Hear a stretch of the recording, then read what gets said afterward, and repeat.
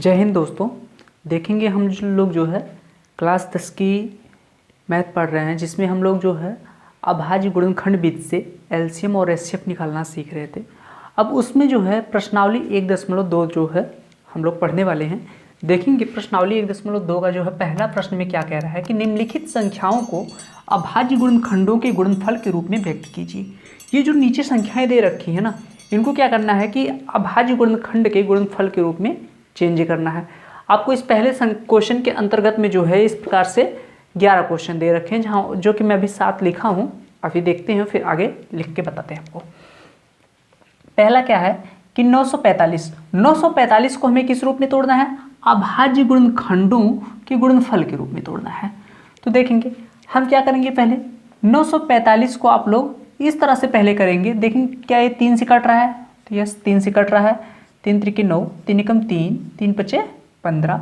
फिर देखेंगे 3 से क्या कट रहा है? यस, कट रहा है। 3 एकम 3, यहाँ एक में नहीं जाएगा 0, 3 पचे 15। फिर देखिए 3 से कट रहा है, हाँ कट रहा है। 3 त्रिके 9, 3 पचे 15। अब क्या 35 3 से कटेगा? नहीं कटेगा ना। 5 से देखें, 5 से कटेगा। 5 सते 35, 7 एकम 7। तो मतलब कि इस 945 को हम किस रूप में लिख सकते हैं? 945 को हम क्या लिख सकते हैं? देखेंगे यहाँ 3 कितनी बार है? 1 2 3 बार। तो हम 3 की पावर क्या लिखेंगे? 3। 5 कितनी बार है? 1 बार, तो गुणे 5। देखेंगे फिर क्या है? 7, तो गुणे 7। तो 945 को आपने किस रूप में तोड़ दिया? ये अभाज्य गुणनखंड के गुणनफल के रूप में लिख दिया। बस यही सिंपली करना है आप लोगों को, बहुत ही आसान है। देखेंगे आपको 140, अब 140 को भी देख लीजिए आप।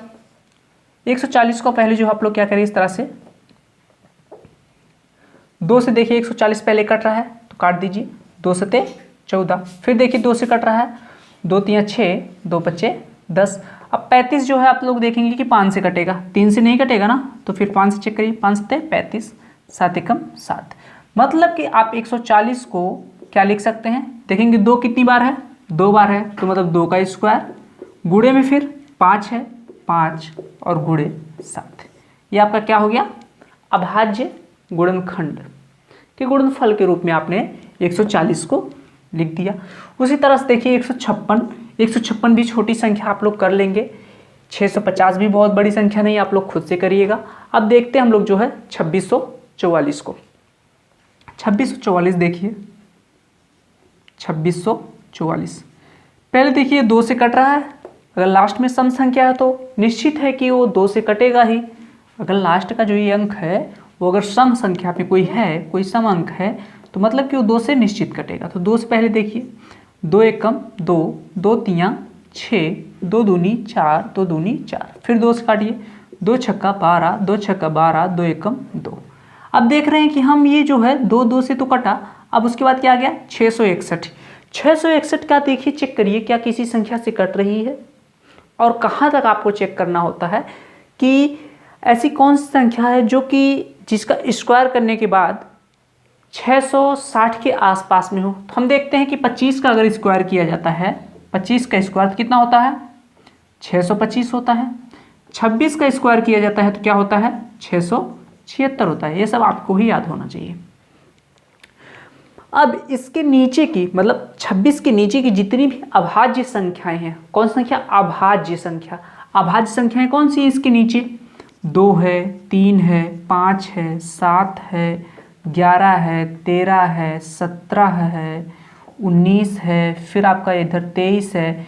इन संख्याओं से आप भाग देंगे 661 में। देखेंगे अगर ये किसी से कट रही है तो ठीक है, अगर इनसे नहीं कटी तो मतलब ये एक क्या हो जाएगी? एक अभाज्य संख्या हो जाएगी। 661 कैसी संख्या रहेगी? फिर अभाज्य संख्या रहेगी।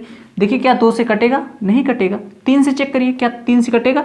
3 से जो है कटने के लिए मैंने चेक करने के लिए आप लोगों को बताया था कि इनके अंकों का योग कर लीजिए। 6 6 12, 12 1 13। 13 जो है क्या 3 से कटेगा? अगर 13 3 से नहीं कटेगा, मतलब कि इसके अंकों का जो योगफल है अगर वो 3 से नहीं कटेगा, तो मतलब कि ये पूरी संख्या भी 3 से नहीं कटेगी। मतलब कि ये 3 से भी नहीं कटेगी, 2 से नहीं कटेगी, 3 से नहीं कटेगी। 5 से देखेंगे, 5 से कोई संख्या तभी कटेगी जब लास्ट में इकाई के अंक पे 0 हो या फिर 5 हो। ना तो यहाँ पर 0 है ना 5 है, मतलब कि ये संख्या 5 से भी नहीं कटेगी। अब 7 से देखते हैं। 7 से जो विभाज्यता का नियम है, इस 1 का दुगना करके इसमें से घटा दीजिए। क्या है? 66। 66 में से क्या घटाने के लिए मैंने बोला? 1 का दुगना करके, 1 का दुगना करेंगे 2 आएगा, यहाँ क्या आ गया? 64। क्या 64 7 से विभाजित है? नहीं है विभाजित, मतलब ये पूरी संख्या भी 7 से विभाजित नहीं होगी। अब देखेंगे 11 से विभाज्यता का नियम क्या होता है। 11 से विभाज्यता का नियम होता है कि इसमें जो है विषम स्थान पर के अंक, विषम स्थान पर के अंक, स्थान में बोल रहा हूँ, विषम अंक नहीं बोल रहा हूँ, विषम स्थान पर के अंक, मतलब कि ये पहला, दूसरा, तीसरा, ये 3 क्या मैंने बोला? तीसरा क्या है? विषम। पहला क्या है? एक विषम। तो 6 1 7 और 6 माइनस करिए, इनके अंकों का अंतर जो होता है वह है, अगर 11 से विभाजित है तो यह पूरी संख्या क्या होती है? 11 से विभाजित हो जाती है, या फिर इनका अंतर 0 आ जाए तब भी यह संख्या पूरी 11 से विभाजित हो जाती है। यह था आपका विभाज्यता का नियम 11 तक की संख्याओं का। ठीक ना? तो आप लोगों ने ऐसे चेक कर लिया। यहाँ पर देखिए, मैं आपको काफ़ी कुछ बताते चल रहा हूँ कि विभाज्यता का नियम आखिर आप लोग कैसे चेक करेंगे। जैसे कि अगर आप लोगों को ये नियम ना पता रहे तो एक एक से भाग करके फिर चेक करेंगे, अगर जिनको नहीं पता है तो भाग करके चेक करेंगे। फिलहाल तो मैंने बता दिया अभी, तो याद रखिएगा। अब फिर देखेंगे 13 से आप लोग भाग करके चेक कर लीजिए। 13 से भाग दीजिए, देखिए जा रहा है। 13 कम 13, 13 26, 13 39, 13 चौको 52, 13 25 65। देख रहे हैं 5 बार ले गए तो 65, लेकिन यहाँ पर फिर 11 बच गया, यहाँ से 1 बचा और ये 1 11, क्या 13 से कटेगा? नहीं, मतलब कि ये संख्या 13 से भी नहीं कटेगी, मतलब इसका गुणनखंड 13 भी नहीं है। अब क्या बचा आपका? 17 है, 19 है, 23 है। आप ऐसे सबसे चेक कर लेंगे, देखेंगे कि 661 नहीं कट रहा है, मतलब कि ये जो 661 है यह एक अभाज्य संख्या है। तो इसका अब इसमें किससे भाग जाएगी? 661 से ही भाग जाएगी। अब आ गया 1, तो मतलब कि आप 2644 को किस रूप में लिख सकते हैं? देख रहे हैं 2 कितनी बार है? 2 बार है, तो 2 का स्क्वायर गुणे 661, यही आपका आंसर हो गया। यहाँ तक किसी को प्रॉब्लम? तो चलिए फिर आगे देखेंगे आप लोग। ये जो है 7325 और 5005, आप लोग इसी तरह से इसको भी कर लीजिएगा। इसके आगे की कुछ और संख्याएं हैं जो कि काफ़ी बड़ी हैं, उनको हम करवा लेते हैं। ठीक, करवा देते हैं, उसको देखिएगा आप लोग। देखिए हम आप लोगों को इसमें जो है 10वां और 11वां जो है मैं करवा दे रहा हूँ, बाकी आप लोग सब खुद से कर लीजिएगा। ठीक, देखेंगे क्या है यहाँ पर? 8 7 4 9 4 4। अब इसको हम गुणनखंड करेंगे। पहले 2 से भाग जाएगी तो 2 से ले जाएंगे, तो चौको 8, 2 3 6, 2 7 14, 2 चौको 8, 2 7 14, 2 दूनी 4।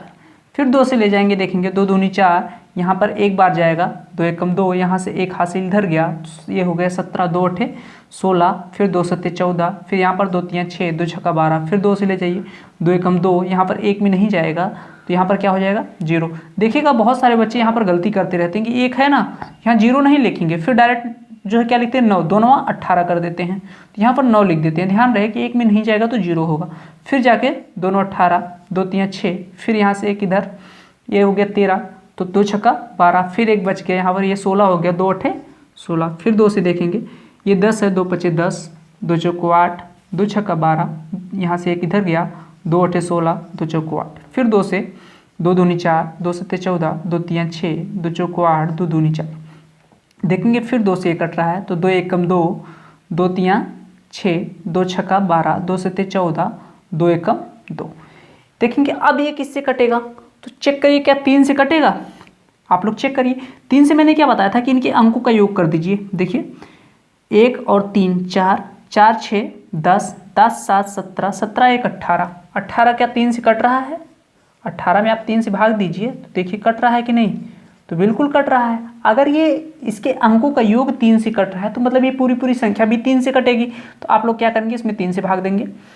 3 चौको 12, यहाँ से एक बचा, 3 5 15 और यहाँ से कितना हो गया? ये 17 हो गया। फिर कितना हो जाएगा? 3 5 15, 3 7 21। फिर चेक करिए क्या ये 3 से कटेगा? देखिए 4 5 9, 9 और 5 14, 14 और 7 कितना होता है? 21। 21 क्या आपका 3 से कटता है? तो बिल्कुल कटता है। 3 सते 21 कट गया, मतलब कि 3 से कटेगा। 3 से काटिए, 3 एकम 3, 3 पचे 15, फिर 3 एकम 3, यहाँ से 2 बचा, 3 9 27। फिर इसको चेक करिए क्या ये 3 से कटता है? 1 और 5 6, 6 1 7, 7 और 9 16, मतलब ये जो है अब 3 से नहीं कटेगा। तो अब आगे इसके देखेंगे हम किस संख्या से कटेगा। ये 3 से नहीं कटा तो 5 से तो कटेगा नहीं, क्योंकि लास्ट में 9 है, 5 से नहीं कट रहा है। तो अब देखिए क्या 7 से कटता है? 7 दूनी 14, चेक करिए, 7 दूनी 14, यहाँ से कितना बचा? 1, 7 एक कम 7, अब कितना बच गया यहाँ कर? ये 11 था, तो 7 एकम 4, 7 सते 49। फिर देखिए 7 से क्या कट रहा है? बिल्कुल कट रहा है, 7 त्रिक 21, 7 एकम 7, 7 त्रिक 21, 7 एकम 7। अब 31 है, 31 एक अभाज्य संख्या है, 31 एकम 31। तो इसको हम किस रूप में लिख सकते हैं? इस संख्या को हम किस रूप में लिख सकते हैं? 8 7 4 9 4 4। देखेंगे 2 कितनी बार है? 1 2 3 4 5 6, मतलब 2 की पावर क्या लिखेंगे हम? 6 गुणे 3। देखिए कितनी बार है? 1 2 बार है 3, तो गुणे 3 का स्क्वायर। फिर देखेंगे गुणे 7 कितनी बार है? 2 बार है, तो हम लिखेंगे 7 का स्क्वायर, फिर गुणे 31। ये आपका हो गया इसका अभाज्य गुणनखंड के गुणनफल के रूप में, ठीक ना। यहाँ पर है ये 3 का स्क्वायर। देखिए कहीं लिखने उखने में अगर थोड़ी बहुत गलती हो जाए, मैं बोलता सही हूँ, अगर कहीं गलती से थोड़ा कुछ दूसरा लिख दूँ तो आप लोग समझ लीजिएगा। 3 का स्क्वायर गुणे 7 का स्क्वायर गुणे 31। यहाँ तक किसी को कोई प्रॉब्लम? आप लोग इस 11 वाले को भी कर लीजिएगा, इजी है, छोटी संख्या है, ठीक। तो हम लोग अब देखेंगे प्रश्न नंबर 2 को। देखेंगे प्रश्न नंबर 2 जो है, इसमें क्या कह रहा है कि पूर्णांकों के निम्नलिखित युग्मों के HCF और LCM ज्ञात कीजिए तथा इसकी जांच कीजिए कि दो संख्याओं का गुणनफल HCF गुणे LCM के बराबर है। मतलब ये जो दोनों संख्याएं हैं ना, इनका गुणा आपस में किया जाएगा तो क्या इनका जो HCF और LCM है उनके गुणनफल के बराबर होगा, ये जांच करना। लेकिन उसके पहले क्या करना, आपको HCF और LCM निकालना है। तो हम लोग देखेंगे यहाँ पर 26 और 91 का HCF और LCM। तो 26 का पहले हम लोग गुणनखंड करेंगे, तो 26 को किस रूप में तोड़ सकते हैं? 2 गुणे 13 रूप में, दोनों अभाज्य गुणनखंड हैं, 2 और 13, 13 दूनी 26। अब 91 है, 91 को देखेंगे, अब बड़ी संख्या है तो 91 को हमने बताया था कि अगर अब बड़ी संख्या हो तो कैसे करेंगे, इस तरह से करिए। देखिए क्या ये 2 से कटेगा? नहीं। क्या 3 से कट रहा है? नहीं। क्या 5 से कटेगा? नहीं। तो क्या किससे कटेगा? देखेंगे 7 से, 7 एक कम 7, 7 त्रिक 21। अब 13 एक अभाज्य संख्या तो फिर 13 से ही कटेगी। मतलब 91 को हम कैसे लिख सकते हैं? 7 गुणे 13। तो यहाँ से हमारा जो है कॉमन क्या मिल रहा है? यहाँ पर भी 13 है, यहाँ पर भी 13 है, तो हमारा HCF क्या हो जाएगा? HCF क्या हो जाएगा? 13। अब LCM देखेंगे क्या हो जाएगा? LCM क्या हो जाएगा आपका? यहाँ से 2 मिल जाएगा, गुणे यहाँ से 7 मिल जाएगा, और कॉमन क्या है? 13। यहाँ तक किसी को कोई दिक्कत है? देखेंगे अगर आप गुणा करेंगे तो 13 दूनी 26, 13 दूनी कितना हो जाएगा? 26, और फिर गुणे 7 करेंगे तो आपका कितना हो जाएगा? आप याद फिर कर लीजिए, 13 सते 91, फिर 2 से गुणा कर दीजिए, 2 एकम 2, 2 9 18, 182। LCM कितना आ गया? 182। अब ये जांच करने के लिए कहा है, जांच कीजिए कि दोनों संख्याओं का गुणनफल बराबर HCF और LCM। तो दोनों संख्याओं का गुणनफल कीजिए, 26 और गुणे 91 करिए, 26 गुणे 91। देखेंगे हम क्या ये बराबर होता है किसके? इसके HCF और LCM के गुणनफल के बराबर। तो HCF क्या है? 13, और LCM क्या है? 182। 13 गुणे 182। यहाँ तक किसी को कोई दिक्कत? अब आप लोग इस तरह से जब गुणा करेंगे इसमें ना, तो देखेंगे कि ये उसके बराबर ही है। कैसे? इस 13 को क्या कर सकते हैं आप लोग, यहाँ से ही चेक कर लीजिएगा ध्यान से। 13 को क्या लिख सकते हैं आप? 2 गुणे 13 गुणे 91। यहाँ तक किसी को कोई दिक्कत? अब ये क्या लिखा गया है? 13 गुणे 182। अगर हम इस 2 का गुणा कर दें 91 में तो हमारा क्या प्राप्त हो जाएगा? 13 गुणे 182, और ये क्या लिखा गया है 13 गुणे 182, मतलब कि दोनों तरफ तो बराबर ही है ना, मतलब जो गुणनफल इसका आएगा वही इसका आएगा, मतलब ये बराबर है। आपने जांच कर दिया कि हाँ ये बराबर है। अब मन करे आपका तो इसको पूरा गुणा करके लिखिए, यहाँ से पूरा गुणा कर लीजिए, आप लोगों को गुणा करना आता ही है।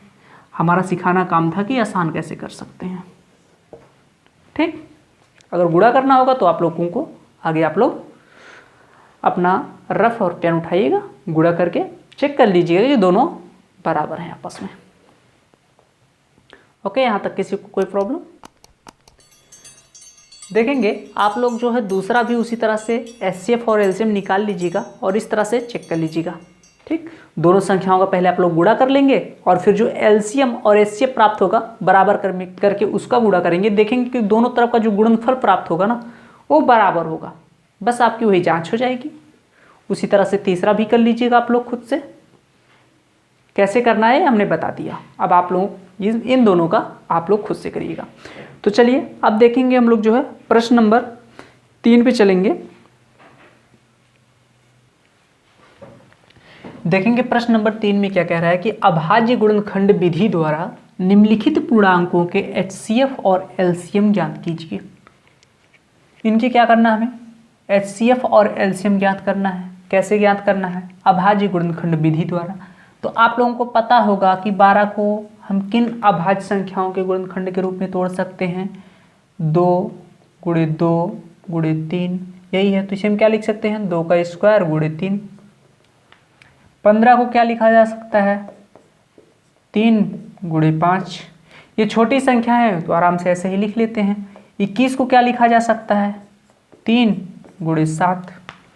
अब हम देखेंगे कि इनमें कॉमन क्या है, इसमें और इसमें कॉमन क्या है। 3 यहाँ पर भी है, 3 यहाँ पर भी है, 3 यहाँ पर भी है। देखिए क्या 2 कॉमन है कहीं पर? नहीं। 5 क्या सब में है? नहीं। क्या 7 सब में है? नहीं है। तो सिर्फ एचसीएफ क्या हो जाएगा आपका, एचसीएफ आपका क्या प्राप्त हो गया, 3। तो एलसीएम देखेंगे, एलसीएम देखिए यहाँ पर 2 का स्क्वायर है, लिख लीजिए। फिर क्या है, 3 है, लिख लीजिए। और फिर क्या यहाँ पर बचा है, 5 और 7। आपका ये क्या प्राप्त हो गया, एलसीएम प्राप्त हो गया। और कुछ कहा है ज्ञात करने के लिए? नहीं, बस इनका क्या कहा था, एचसीएफ और एलसीएम ज्ञात कीजिए गुणनखंड विधि से। तो अब 2 का स्क्वायर 4 हो जाएगा, गुणे 3 गुणे 5 गुणे 7। अब देखेंगे 4 और 5 का गुणा करेंगे तो कितना हो जाएगा, 20। 3 और 7 का गुणा करेंगे तो कितना हो जाएगा, 21। 21 दूना कितना होता है, 42। कितना हो गया आपका एलसीएम, 420। किसी को कोई प्रॉब्लम यहाँ तक? नहीं। देखिए अच्छा क्वेश्चन है आपका दूसरा वाला। दूसरा वाला क्या कह रहा है कि 17, 23 और 29 का एचसीएफ और एलसीएम निकालिए अभाज्य गुणनखंड विधि से। क्या 17 का आप लोग गुणनखंड करना जानते हैं? और अभाज्य गुणनखंड 17 तो खुद ही एक अभाज्य संख्या है ना, तो 17 को आप लिख क्या सकते हैं, 1 गुणे 17 के अलावा और कुछ लिखेंगे? नहीं। 23 को क्या लिख सकते हैं आप लोग, 23 को क्या लिख सकते हैं, 1 गुणे 23 के अलावा और कुछ लिख सकते हैं? नहीं। 29 भी एक अभाज्य संख्या, तो 29 को क्या लिख सकते हैं, 1 गुणे 29। इसके अलावा और कुछ लिख सकते हैं? तो आंसर होगा नहीं सर। तो आपका एचसीएफ क्या हो गया, एचसीएफ यहाँ से कॉमन क्या दिखा, 1। एचसीएफ हो गया 1। लेकिन एलसीएम क्या होगा आपका, एलसीएम हो जाएगा 17 गुणे 23 गुणे 29। यही आपका आंसर हो जाएगा। अब एलसीएम आप लोग गुणा करके निकाल लीजिएगा। गुणा करना तो आप लोगों को सभी को आता ही है। देखिए गुणा मैं इतना लंबा लंबा इस वजह से नहीं करता ना कि मैं अगर यहाँ गुणा करने लगूँगा तो आपकी क्लास बहुत लंबी चली जाएगी, आपको बोरिंग लगने लगेगा। और फिर अगर सब काम मैं ही कर दूंगा तो आप क्या करोगे? सिर्फ नोट्स उठा के छापने आए हो? खुद से कुछ करो, ठीक है ना। यहाँ समझ में आ गया कि एचसीएफ कैसे एक होता है, एलसीएम कैसे एक होता है। यहाँ से एक निष्कर्ष ये निकल गया कि अगर अभाज्य संख्याओं का एचसीएफ निकाला जाएगा तो वह हमेशा क्या रहेगा, 1 रहेगा। और एलसीएम क्या रहेगा, उन अभाज्य संख्याओं का गुणनफल ही रहेगा। ये जो अभाज्य संख्याएं दी हैं इनका सबका गुणनफल ही है। तो 17, 23 और 29 का सीधे मैंने गुणा ही तो कर दिया। अब देखेंगे तीसरे वाले में 8, 9, 25। 8 को क्या लिख सकते हो आप, 2 की पावर 3। 9 को किस रूप में तोड़ सकते हैं, 3 का स्क्वायर। 25 को किस रूप में तोड़ सकते हैं आप लोग, 5 का स्क्वायर। देखिए क्या इसमें कुछ कॉमन दिख रहा है, नहीं। जहां नहीं कुछ कॉमन दिख रहा है तो वहां से एक कॉमन तो ले ही सकते हैं। क्यों, क्योंकि एक से गुणा करने के बाद कोई अंतर थोड़ी ना आएगा मान में, आएगा नहीं आएगा। तो क्या हो सकता है आपका HCF 1। HCF कभी आप लोग 0 मत मान लीजिएगा। 0 मानने का मतलब हो कि हर जगह से 0 कॉमन लिया आपने। अगर 0 कॉमन लेंगे तो सब में फिर 0 से गुणा कर भी करेंगे, वापस गुणा करके चेक करेंगे तो सब 0 हो जाएगा। बात समझ में आ रही है, एक तो कॉमन लिया ही जा सकता है, तो HCF आपका 1 हो गया। अब आपका LCM क्या हो जाएगा, जो बचा है सबका गुणा कर दो ना। 2 की पावर 3, 3 का पावर 2 गुणे 5 की पावर 2, मतलब क्या 8, 9 गुणे और 25 का गुणा कर दिए आप। 8 गुणे 9 गुणे 25, 25 चौको कितना होता है 100, 25 बटे कितना हो जाएगा 200 गुणे 9, 9 दूनी कितना हो जाएगा आपका 18। LCM क्या आ गया आपका 1800। बहुत ही ईजी है। आप लोग इसी तरह से आगे भी कोशिश करिएगा करने की। बाकी हम लोग जो बचे सवाल हैं इसके आगे प्रश्न नंबर 4, 5 से लेकर 17 तक के क्वेश्चन, सारे क्वेश्चन मैं आप लोगों को करवाऊंगा। आज जो है स्टॉप करते हैं और बाकी बीच बीच में जो कुछ मैंने छोड़ रखा है सारा का सारा आप लोग खुद से करेंगे, और जो मैंने करवाया वो भी आप लोग खुद से लगाएंगे। अगर आप खुद से नहीं लगाएंगे तो आपको मैथ अच्छे से नहीं आएगी। हमेशा मैथ में कुछ ना तो कुछ प्रॉब्लम आती रहेगी, तो कोशिश करिएगा कि खुद से लगाने की। ओके, आज यहीं स्टॉप करते हैं। जय हिंद।